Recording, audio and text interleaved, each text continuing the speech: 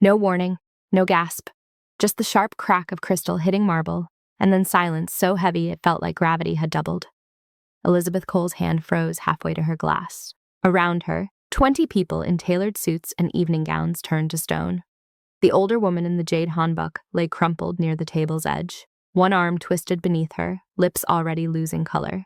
Elizabeth moved before her brain caught up. She shoved past a man with a gun poorly concealed under his jacket and dropped to her knees beside the woman. Her fingers found the carotid, nothing. She tilted the woman's head back, checked the airway, and locked her hands over the sternum. "Call an ambulance," she said without looking up. No one moved. She started compressions. Hard, fast, 30 beats. The woman's ribs flexed under her palms. Elizabeth bent low, gave 2 breaths, watched the chest rise and fall, then back to compressions. The room stayed silent except for the rhythm of her hands and the soul. Faint hum of the city below the rooftop. That was when she felt it. The weight of someone watching. Not panic, not curiosity, something sharper. Before we continue, if you want more stories told this way, like the video, share it and subscribe. Now let's dive in. She didn't look up, couldn't afford to, but her peripheral vision caught him. A man standing 3 feet away, arms loose at his sides, face unreadable. Ink crawled up his neck and disappeared under his collar. His suit fit too well for someone who worked with his hands, but his knuckles told a different story. He wasn't watching the woman on the floor, he was watching Elizabeth. The woman's chest hitched, a shallow breath, then another. Elizabeth rolled her onto her side, checked her pulse again, and sat back on her heels. Relief rippled through the crowd, but the tattooed man's expression didn't change. If anything, he looked more tense. Sirens wailed in the distance. Security finally moved, clearing a path to the elevator. Paramedics arrived in under 3 minutes, efficient and silent. They loaded the woman onto a stretcher without asking questions. Elizabeth stood, wiped her hands on her dress, and tried to fade into the background. The tattooed man stepped into her path. "You saved her life," he said. His voice was low, controlled, with an accent that sat somewhere between Seoul and somewhere else entirely. Elizabeth met his eyes, dark, unblinking. "She had a pulse when they left. That's all I know." He didn't smile, didn't thank her again, just reached into his jacket and pulled out a card. Matte black. No name, no title, just a phone number embossed in silver. "You'll be contacted," he said. Not a request, a statement. Elizabeth took the card because refusing felt more dangerous than complying. He turned and followed the paramedics into the elevator. The doors closed. The crowd exhaled. She looked down at the card in her hand and felt the weight of something she couldn't name yet. 3 days later, Elizabeth stood outside a private hospital floor that didn't exist on any directory. The elevator had required a keycard. The hallway had no signs, just 2 men in dark suits who nodded when she gave her name. The woman from New Year's Eve was sitting up in bed, ivy in her arm, color back in her face. Madam Han, the nurse had called her. She smiled when Elizabeth entered, but it didn't reach her eyes. "Dr. Cole," she said. Her English was flawless. "Please, sit." Elizabeth stayed standing. "I'm not a doctor, I'm a researcher." "Semantics," Madam Han gestured to the chair. "You helped me. I wanted to thank you properly." Elizabeth sat. The room was too quiet, too controlled. She'd worked in enough high-security wards to recognize the signs. This wasn't a hospital. This was a fortress. "You didn't need to bring me here for that," Elizabeth said carefully. Madam Han's smile sharpened. "No, but I wanted to meet the woman who once saved my son's life." Elizabeth's stomach dropped. She kept her face neutral. "I think you have me confused with someone else." "London, 4 years ago, a private clinic in Kensington. You treated a young man with advanced lymphoma. No records, no insurance, cash payment." Madam Han leaned forward slightly. "You told no one, not even your colleagues." Elizabeth's pulse hammered in her ears, but she didn't flinch. "I treat a lot of patients." "Not like him." The door opened. The tattooed man from the rooftop stepped inside. The temperature in the room dropped 10 degrees. He didn't look at his mother. His eyes locked on Elizabeth. Madam Han's voice softened. "My son doesn't make mistakes. If he brought you here, it's because he trusts you." Elizabeth stood. "I didn't agree to anything." The man finally spoke. "You saved her life. In my world, that creates a debt." I don't want your debt. That's not how debts work. Silence stretched between them. Madame Han watched with the faint amusement of someone who'd seen this play out before. Elizabeth turned to leave. His voice stopped her at the door. If my mother learns the truth, he said quietly. People die. She didn't turn around. Didn't ask what truth. She already knew. The lymphoma. The relapse. The prognosis she'd given him 4 years ago in a language designed to soften the unsoftenable. 6 months, maybe less. She walked out without another word, but the card in her pocket felt heavier than it had 3 days ago. The phone call came at 2 a.m. Elizabeth stared at the unknown number glowing on her screen, already knowing who it was. She let it ring 4 times before answering. Tomorrow, noon, same hospital. The line went dead. She didn't go back to sleep. The elevator ride up felt longer this time. The same 2 men in suits, the same silent hallway. But when the doors to Madame Han's room opened, the woman was gone. In her place sat the tattooed man, alone in a chair positioned to face the door. Han Tae-Rin. She'd looked him up, found almost nothing.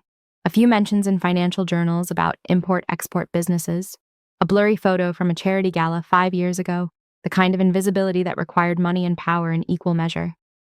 She's been discharged, he said before Elizabeth could ask. Then why am I here? He stood, buttoned his suit jacket. Walk with me. It wasn't a question. They moved through corridors Elizabeth hadn't seen before. Private wings, locked doors with biometric scanners. He didn't explain where they were going, and she didn't ask. Finally, he stopped outside a room with frosted glass. I need you to understand something, he said. 4 years ago, you gave me a timeline. You were wrong. Elizabeth's jaw tightened. Lymphoma remission rates for your stage were, I'm not in remission. The air left her lungs. He pushed open the door. Inside was a medical suite that looked like it belonged in a research hospital, not a private facility. Imaging equipment, centrifuges, a treatment chair with IV stands. I bought myself time, he continued. Experimental treatments, drugs that don't exist in official channels. I've had 3 years beyond your 6 months. Elizabeth walked to the imaging screen on the wall. Scans were clipped to a light board. She didn't need to be an oncologist to read the shadows spreading through his lymphatic system like spilled ink as sink. How long? She asked. That's what I need you to tell. Me, she turned. I'm a cardiology researcher. You need an oncologist. I have 5 oncologists. They all say the same thing, 12 to 18 months, maybe less. His voice didn't waver. I need someone who doesn't treat me like a terminal case, someone who treated me like a patient when I was nobody. You were never nobody. To you, I was. Elizabeth studied him. The tattoos that disappeared under his collar. The stillness in his posture that came from years of calculated violence. She'd seen men like him before. Her father had been surrounded by them in Lagos before the family moved to London. Different continent. Same language of power. Your mother doesn't know, she said. No. And if she finds out? His expression hardened. She's already lost 2 sons, one to a rival family, one to prison in Ghana. If she learns I'm dying, she'll try to secure succession violently. People who've served us for decades will be purged. Alliances will collapse. Blood will follow. Elizabeth crossed her arms. That's not a medical problem. No, it's a time problem. I need to transition power before my body fails, but I can't do that if I don't know how much time I have left. He moved closer, not threatening, just close enough that she could see the exhaustion beneath the control. You don't owe me anything, but I'm asking. She looked at the scans again, at the treatment chair, at the man who'd somehow survived 3 years longer than science said he should. I'll need access to everything, she said finally. Full medical history, treatment logs, genetic panels. Done. And I work alone, no handlers, no security watching over my shoulder. He nodded once. One more thing, Elizabeth said. If I do this, you don't get to hide from the answers. Whatever I find, you hear it. No filters. Agreed. She extended her hand. He shook it. His grip was firm, warm, alive for now. 2 weeks later, Elizabeth sat in a private gym converted into a makeshift clinic. The wounded man on the table had a bullet graze across his ribs. Shallow, painful, not fatal. Tae-Rin stood near the window, phone pressed to his ear, speaking rapid Korean. His tone never rose, but the man on the other end was clearly agitated. He ended the call and pocketed the phone. Trouble? Elizabeth asked, threading the suture. Always. She tied off the stitch. The injured man didn't flinch. Sweat beaded on his forehead, but he kept his breathing steady. These weren't civilians playing at crime. They were professionals. Guns rested on a nearby bench. Disassembled, cleaned, ready. You run this from Seoul? She asked. Seoul, Accra, Lagos, London. We move where the work is. We? Afro-Korean networks. My father was Nigerian. My mother's family has been in Seoul for 3 generations. We exist in the gaps. He glanced at her. You understand gaps? She did. Born in Lagos, raised in London, Nigerian name, British passport, research career that never quite fit the mold. Your work, she said carefully. Does it require this much violence? No, but it invites it. He watched her finish the bandaging. Does that bother you?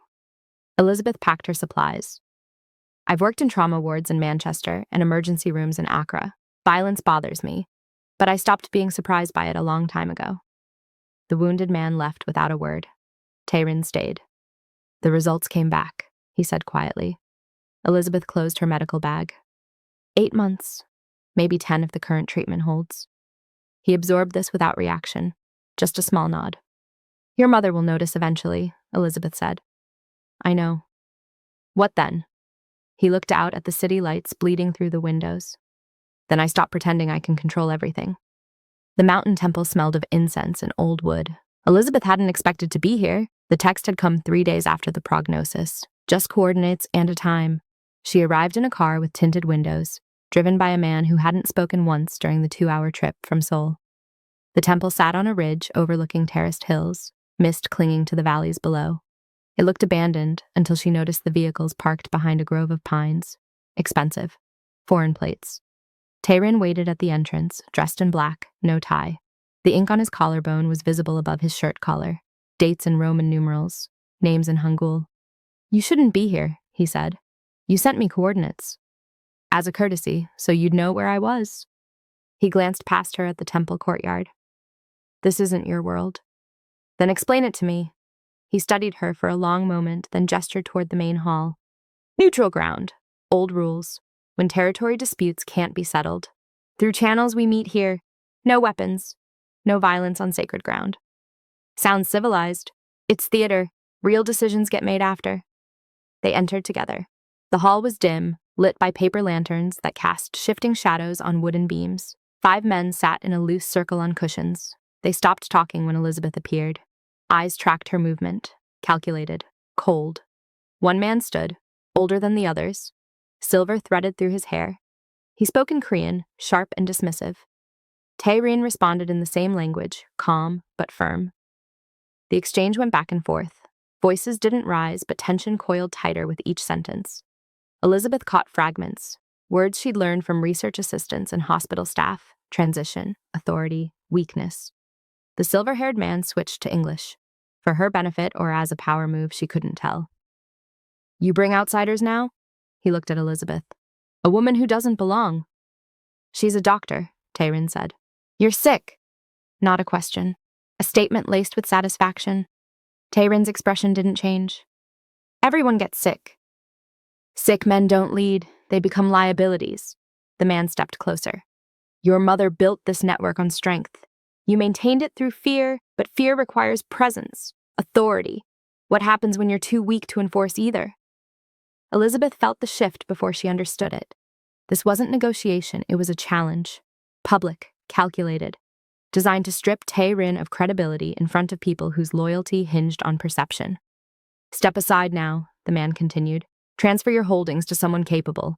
We'll honor your family's legacy, or what?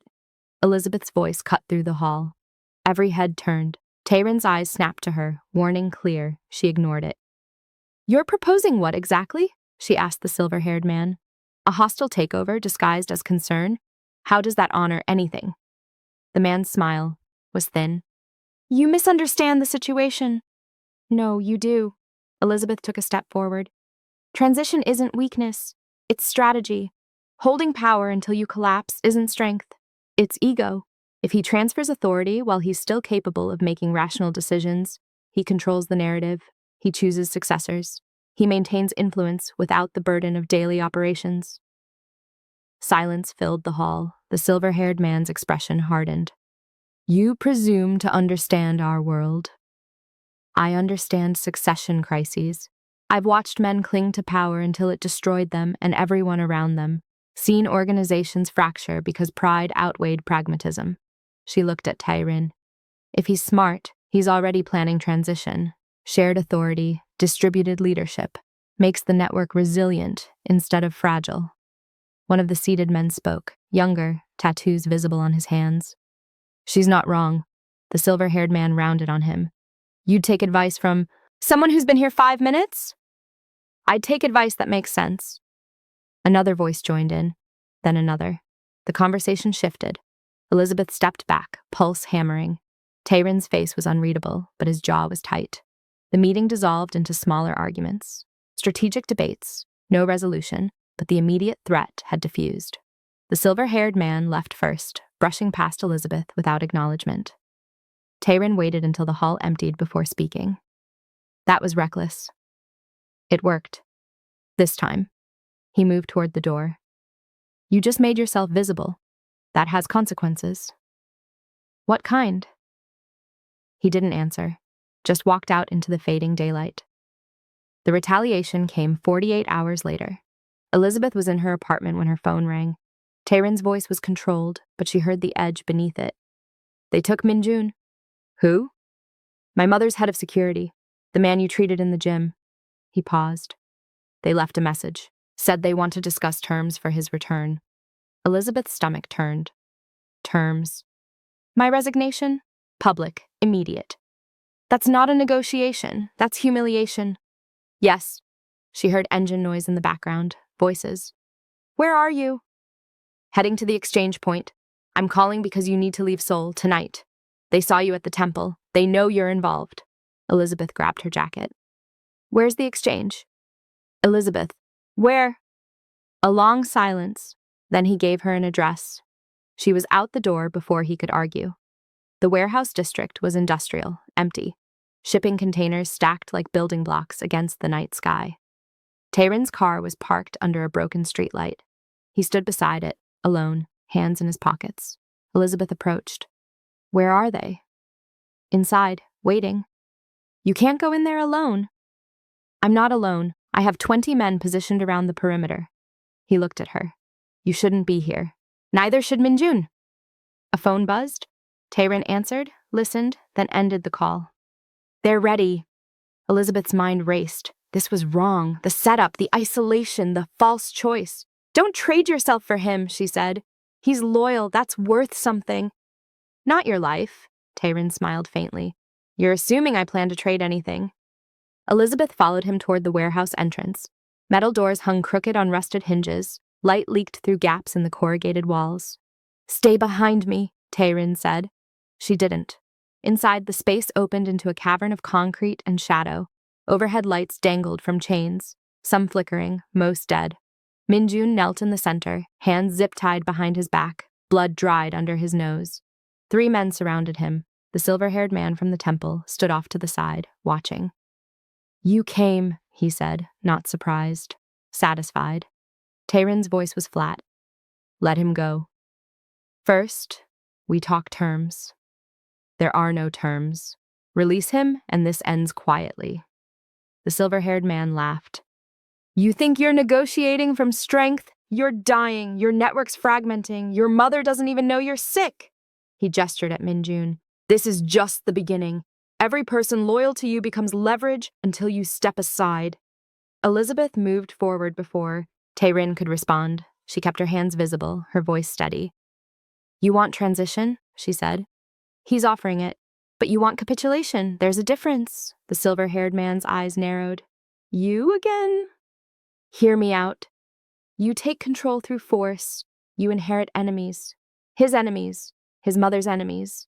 Every alliance built on respect collapses into resentment. You'll spend years rebuilding what you destroy tonight. She looked at Min-jun, then back.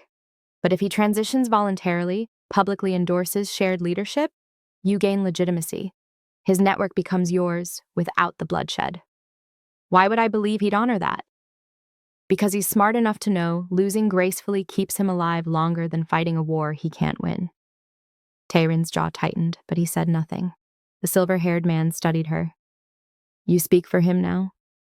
I speak for survival, his and yours. Elizabeth stepped closer to Minjun. Holding him accomplishes nothing except proving you're willing to break old rules. That makes you dangerous, not credible. Dangerous men don't build empires. They inherit rubble. One of the men guarding Minjun shifted uncomfortably. The silver-haired man noticed. Power wasn't just force, it was consensus, and consensus was cracking.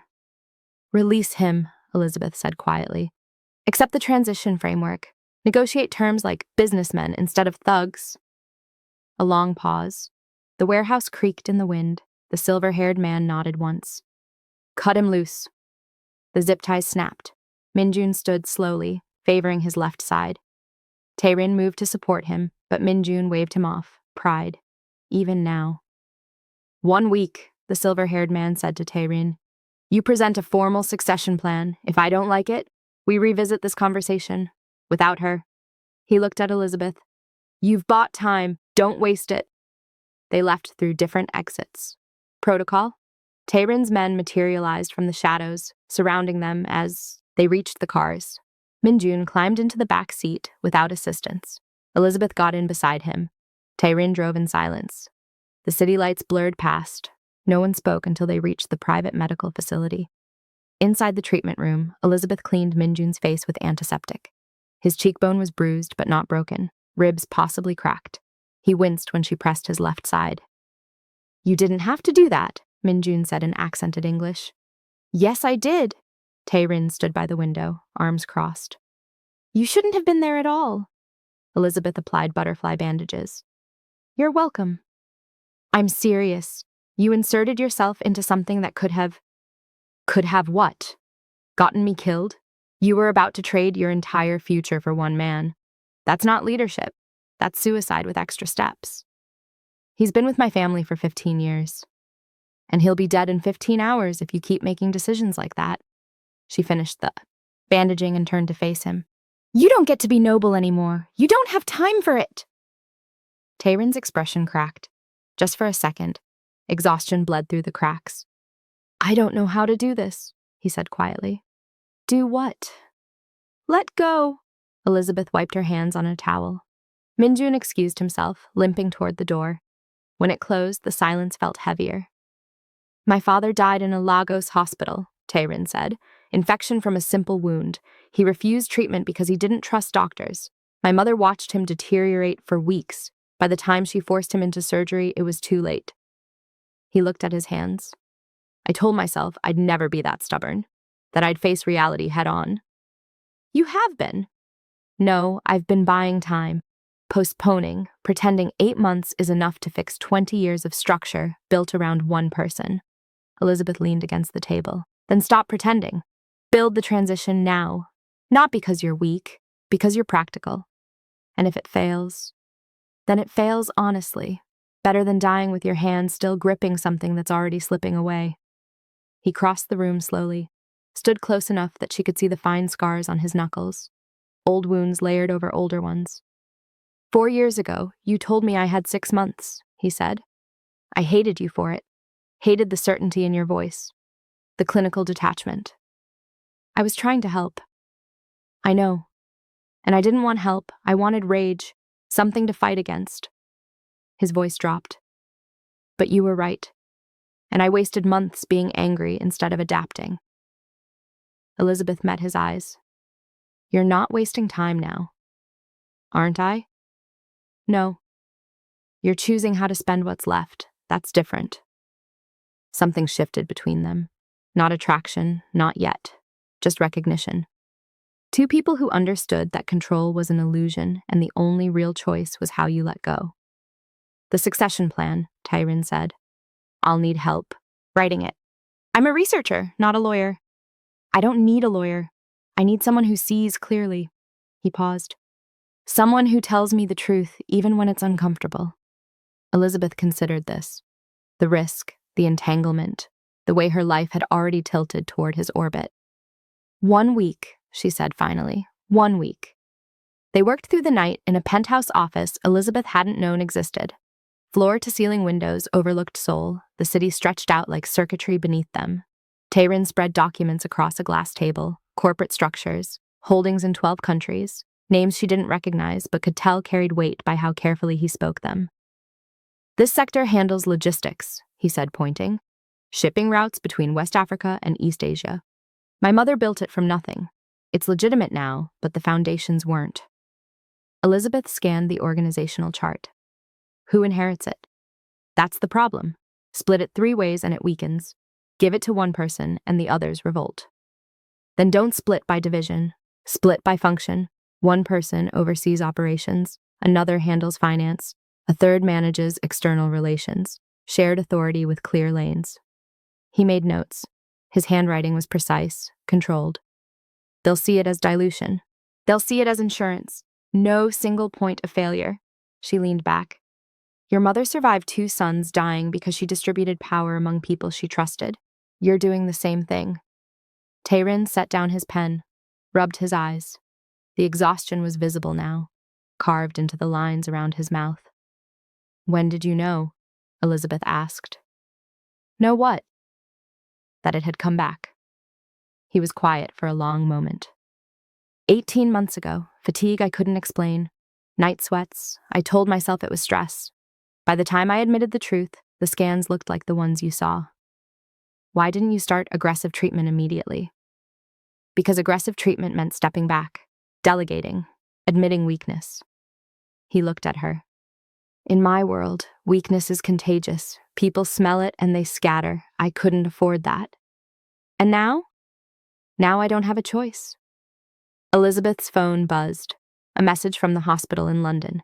Another research position offer. Good. Salary. Stable. Safe. She dismissed it without reading the full details. You should take that, Tae-Rin said, watching her. You read my messages now? I see your face when you get them. You want out. She didn't deny it. I came to Seoul for a 6-month research fellowship. That was 8 months ago. I've treated gunshot wounds in private gyms and negotiated hostage releases in warehouses. This isn't what I signed up for. So leave. I will, after the transition. Why wait? Elizabeth considered the question. The honest answer sat uncomfortable in her chest. Because I want to see if you actually do it. Let go. Most people can't. Most people don't have 8 months to practice. Dawn broke gradually, turning the sky from black to gray to pale gold. Tae-Rin finalized the succession document just as the city began to wake. He signed it, dated it, slid it across the table. Read it, he said.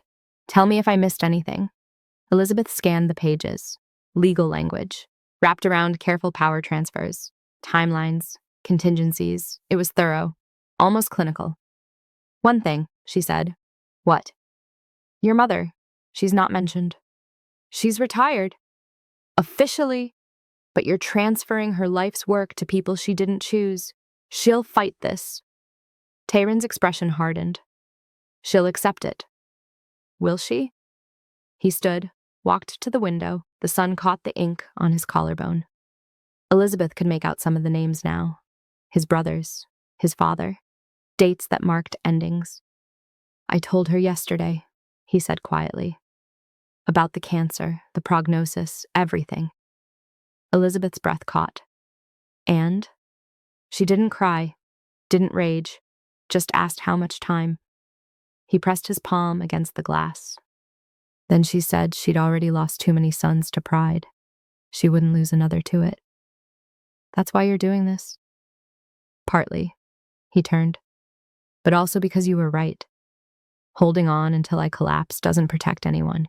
It just guarantees chaos. Elizabeth joined him at the window. Below, traffic began to thicken, people starting their days with no idea what happened in rooms like this. What decisions shaped the invisible structures that governed their lives? I ruled by fear because it was faster, Tae-Rin said. Simpler. Fear doesn't require trust or consensus, just power. But fear dies with the person wielding it. There's no succession plan for fear. What replaces it? I don't know yet. Something slower. Something that outlasts me. Elizabeth looked at him. At the man who'd survived 3 years past his expiration date, through sheer will and experimental medicine, who was now choosing to dismantle everything he'd built because he understood time better than most people ever would. 8 months, she said. Maybe 10. What will you do with them? He smiled faintly. Teach people how to run an empire without me. Watch my mother finally rest. Maybe take a vacation. He paused. What will you do? Elizabeth thought about London, about research labs and academic conferences and a life that made sense on paper. Then she thought about this, standing in a Seoul penthouse at dawn next to a dying crime lord who'd accidentally become something like a friend. I'll stay, she said. For now. Why? Because you're right. I want to see what comes after the fear. The sun climbed higher, the city woke fully. Somewhere below, the succession plan would begin moving through channels, meetings would be called, power would shift. And for the first time in years, Han Tae-Rin looked at the future not as something to control, but as something to prepare for. Elizabeth watched him breathe, steady, present, alive. For now, that was enough. If this story stayed with you, like the video, share it with someone, and subscribe for more stories like this.